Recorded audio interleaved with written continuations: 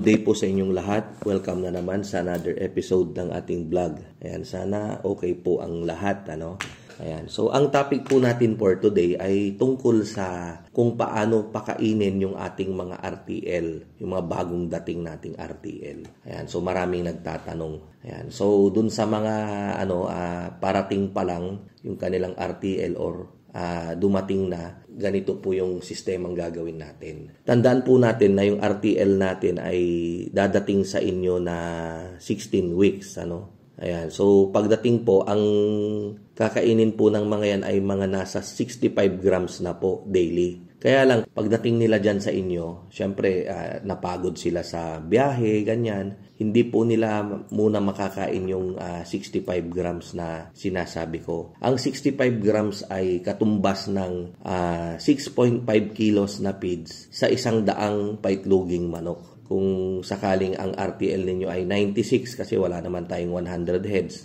Yan. So kung 96, mga 6 kilos something yan, Pero pagdating dyan sa inyo, lalo na kapag umaga, pag dumating ng umaga, pakakainin nyo yan, itry nyo muna ng mga 4 na kilo. And then, obserbahan ninyo kinaumagahan kung naubos ba nila o hindi. Kung hindi po nila naubos, ipasaid nyo muna, ipaubos nyo muna sa kanila. Okay lang na medyo magutom sila yung ipasaid ninyo para ganahan po sila. Bumalik po yung kanilang appetite, Ngayon, sakali namang naubos nila yung 4 kilos, sa 96 heads po yan, Ngayon, kung sakaling 1,000, 40 kilos muna. Kunin nyo na lang po yung ratio and proportion niya, Kung 500, 20 kilos muna yung katumbas niyan. So, sakaling naubos nila yung 4 kilos, ngayong araw, kasi naubos nila kahapon, konti na lang, pulbos na lang yung naiwan dito sa feeder natin. Ngayong araw, itry ninyo 5 kilos. Kung talagang nauubos pa rin nila, maaga pa, ipakain nyo yung 65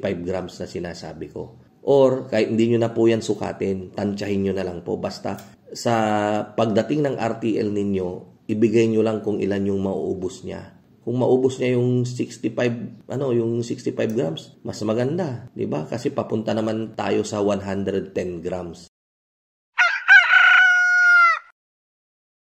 Kapag ang manok ay malapit-lapit na siyang mangitlog, patakaw ng patakaw yan, lalo na kapag kondisyon na siya. So, hindi na po kinakailangang sukatin natin. Yung manok na rin po kasi yung nagsasabi kung gaano yung kalakas yung kanyang diet. Ngayon, medyo maano na lang po tayo dyan, magkocontrol na po tayo kapag yung ipinapakain na po natin yung feeds na kailangan ng katawan nila, yung 115 grams. Ayan, so, dapat hindi na tayo lumagpas doon. Malulugi na tayo, mapaparami na po yung ating ipapakain. Pangalawa, kahit hindi natin sila pakainin ng sobra sa 115 grams kasi dumaan na nga po sa masusing pag-aaral. Basta maibigay po kasi natin yung 115 grams, na-meet niya na yung kanyang demand para siya ay mangitlog ng maayos. Wag po kayong gumaya sa akin. Dati-rati kasi nung nagpakain ako ng pellets, ngayon po kasi crumble ang pinapakain ko. Actually po, yung bimig na pellets, 3:00 pa lang po ng hapon, ubos na yung kanilang feeds. Kaya nagtaka po ako, naalarma po ako. Ngayon, sinabi ko kay, dun sa bet na taga bimig. Sabi ko, Dok, ba't ganun? Yung manok ko, ubos niya na kagad yung feeds. 3:00 pa lang. Tinanong niya ako, ilan ba yung pinapakain mo? 110 grams, sir, kasi yung manok ko nun, decalb. O, anong problema mo? Sabi niya sa akin. Nababahala ako kasi maaga pa lang, ubos na yung pagkain. Nabibitin sila, kako. Sabi niya sa akin, hindi boss, hindi ganun. Sabi niya, once naman maipakain natin sa mga manok natin yung kailangan ng katawan nila na 110 grams, mangingitlog sila ng maayos. Hindi yan nabibitin, sabi niya. Sabi ko, parang duda pa rin ako. Sabi ko, hindi Dok, parang naaawa ako sa manok, 3:00 pa lang, kukunti na yung feeds parang powder na lang. Hindi, mabilis nilang maubos, sabi niya, kasi compact pellets kasi, di ba? Pag tumuka, buo. So sabi ko, mag-crumble na lang ako, kako. Kasi dati-rati, mash yung pinapakain ko. Matagal maubos, gabi, bago nila maubos. Nung nagpilit akong bigla, 3:00, ubos na. Ayan, so nag-crumble ako. Para kahit papano, medyo madilim na, meron pa rin silang nakakain. Wala naman daw pagkakaiba, basta na ibibigay natin. 110 grams na feeds kung ito ay decalb o high sex. 115 kapag ito ay low man.